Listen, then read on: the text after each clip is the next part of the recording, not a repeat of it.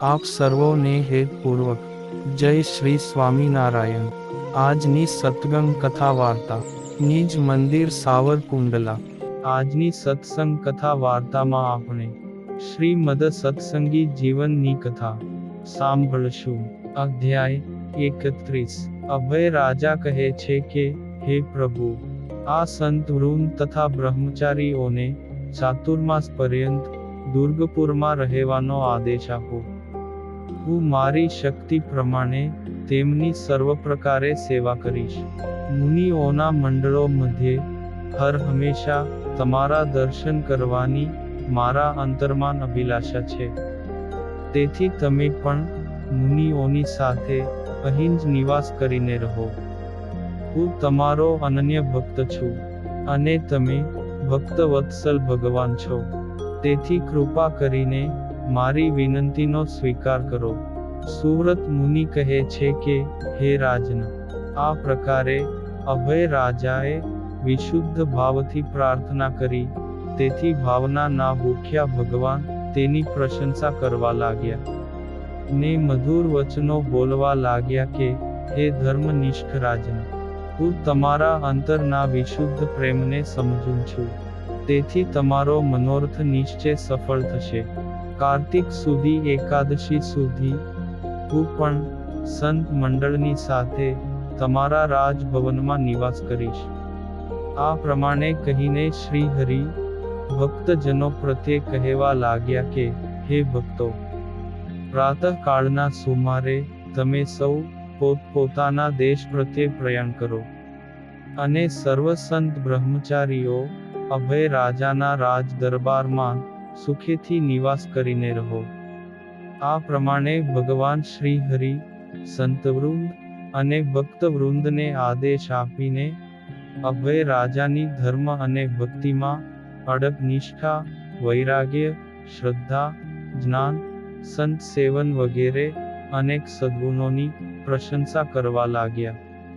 તેમજ તેમના પુત્ર, પુત્રી તથા પત્નીના પણ પોતાના સ્વરૂપમાં ગાઢ અનુરાગ, ધર્મ વગેરે સદ્ગુણોની પણ પ્રશંસા કરવા લાગ્યા। સુવ્રત મુનિ કહે છે કે, હે રાજન, ત્યારબાદ શ્રી હરિ સંત વૃંદની સાથે સુખપૂર્વક ત્યાં નિવાસ કરીને રહ્યા। અને દેશ દેશાંતરથી પધારેલા અનેક ભક્તજનો પોતપોતાના દેશ પ્રત્યે ગયા। ભગવાન શ્રી હરિને વિશે સખા ભાવને પામેલા સમગ્ર સંતો નિરંતર શ્રી હરિના દર્શન, સ્પર્શ, વાર્તાલાપ વગેરેથી પરમ આનંદ પામ્યા। શ્રી હરિના સ્વરૂપમાં અનન્ય વિશુદ્ધ મનથી જોડાયેલા જયા, લલિતા વગેરે સ્ત્રી ભક્તોના અંતરમાં શ્રી હરિને વિશે સર્વ કરતા અધિક ભક્તિભાવ છલકાવા લાગ્યો। પુત્ર પરિવારે સહિત અભય રાજા રાત્રિ દિવસ નિરંતર આદર અને અનુરાગપૂર્વક અનુવૃત્તિમાં રહીને સંતો તથા શ્રી હરિની સેવા કરવા લાગ્યા। શ્રી હરિના પ્રાગટ્ય દિવસને જાણતા અભય રાજાએ પરિવારે સહિત ચૈત્ર સુધી નવમીના રોજ સ્નેહપૂર્વક મહામૂલ્યવાન નૂતન વસ્ત્ર, અનેક પ્રકારના આભૂષણ, કુમકુમ કેસર મિશ્રિત, સુગંધી ચંદન, સુગંધી પુષ્પના હાર, તોરા, ગુચ્છ, સુવર્ણ મુદ્રા તથા આરતી વગેરે રાજોપચારથી શ્રી હરિની પૂજા કરીને સાષ્ટાંગ પ્રણામ કર્યા ને બે હાથ જોડીને શ્રી હરિના સ્વરૂપને નયનોથી નિરખતા ઊભા રહ્યા। સંત મંડળના મધ્યે બિરાજતા વર્ણી વેશધારી શ્રી હરિના દર્શન કરતા અભય રાજાએ એકાએક ચારે દિશામાં પ્રસરતા મહાતેજ પુંજના દર્શન કર્યા। તે તેજને વિશે રહેલા અક્ષર બ્રહ્મ સ્વરૂપ દિવ્ય વૃંદાવનમાં રાસ મંડળના મધ્ય ભાગમાં રાસ રમણ કરતા શ્રી કૃષ્ણ સ્વરૂપે શ્રી હરિના દર્શન થયા। એ પરમાત્મા બંસીનો નાદ કરી રહ્યા હતા। એમની કિશોર અવસ્થા હતી। નવીન મેઘ સમાન શ્યામ સુંદર કાયા હતી। મયુર પીચ્છના મુગટને મસ્તક પર ધારણ કર્યો હતો। રાસેશ્વરી રાધાના મુખચંદ્ર સામે ચકોર પક્ષીની જેમ જોઈ રહ્યા હતા. હાથમાં શૃંગારિક દ્રવ્યોને ધારણ કરેલી ગોપાંગનાઓના મંડળો ચારે તરફ પ્રેમ ગર્ભિત કટાક્ષથી તેમના મુખચંદ્રના દર્શન કરી રહ્યા હતા. કોટી કોટી કામદેવને મોહ ઉપજાવતા હતા.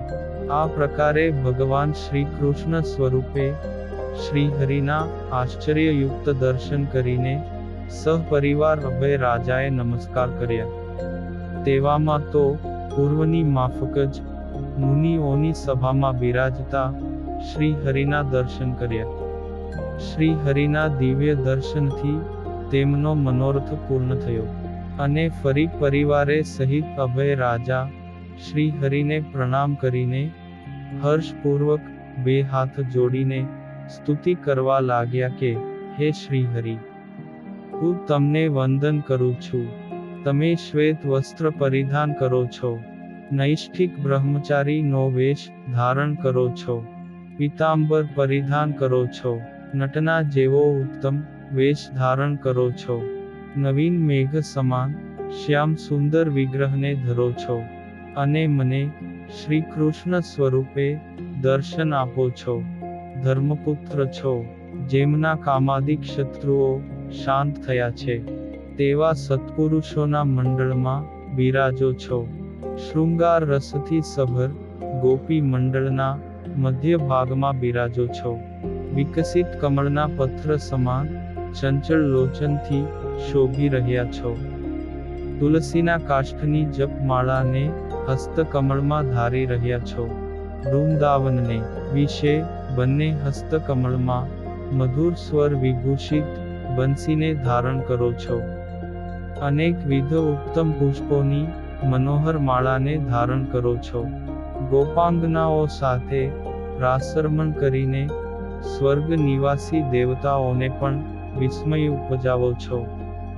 ગર્વિષ્ઠ કામદેવના ગર્વને મૂળે સહિત ઉખાડવામાં મહાચતુર છો ને ભક્તજનોના સુંદર ભવનમાં બિરાજો છો. બીજે સ્વરૂપે વૃંદાવનની રમણ ભૂમિમાં બિરાજો છો. કરુણામય દ્રષ્ટિથી ભક્તજનોના મનને હરો છો. મસ્તક પર ધારણ કરેલી પાઘમાં લટકતા તોરાઓથી ભક્તજનોના મનને લલચાવો છો. મયુર પીંછની પંક્તિયુક્ત મુકુટની શોભાથી શોભી રહ્યા છો. કમળ, ધ્વજ આદિક ચિહ્નોથી અંકિત ચરણ કમળથી શોભી રહ્યા છો. ભક્તજનોએ સમર્પણ કરેલા કડાન, વેઢ, વીંટી વગેરે આભૂષણોને તત્કાળ બ્રાહ્મણોને દાનમાં આપી દ્યો છો.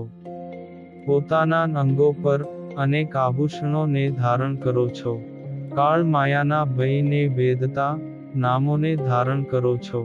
પોતાના પ્રતાપથી ભક્તજનોના અંતઃશત્રુઓનો વિનાશ કરો છો.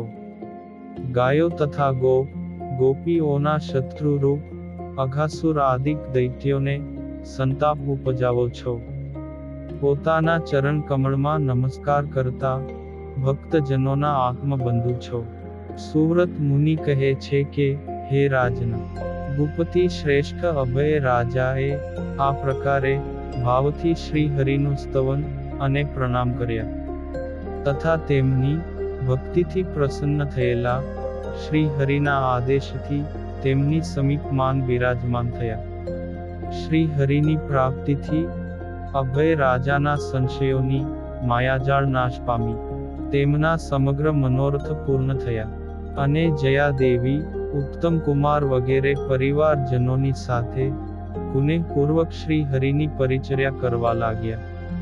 હે રાજન, ભગવાન શ્રી હરિ પણ પરિવારજનોએ સહિત અભય રાજાને નિરંતર પ્રસન્ન કરતા અને એકાંતિક ધર્મનો બોધ આપતા ત્યાં સુખપૂર્વક નિવાસ કરીને રહ્યા.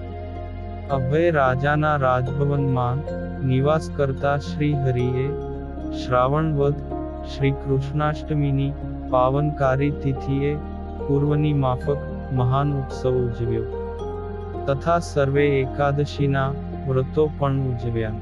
સુવ્રત મુનિ કહે છે કે, હે રાજન, અભય રાજા આદિક ભક્તજનોની પ્રસન્નતા માટે સંત મંડળની સાથે દુર્ગપુરમાં શ્રી હરિ નિવાસ કરતા હતા.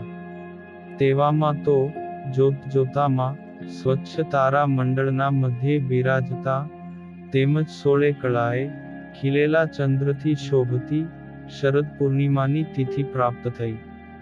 ઇતિ શ્રીમદ સત્સંગી જીવને નારાયણ ચરિત્રે ધર્મશાસ્ત્રે દ્વિતીય પ્રકરણે અભય રાજાએ કરેલી ભગવાન શ્રી સ્વામિનારાયણની સ્તુતિના નિરૂપણ નામે 31મો અધ્યાય સંપૂર્ણ.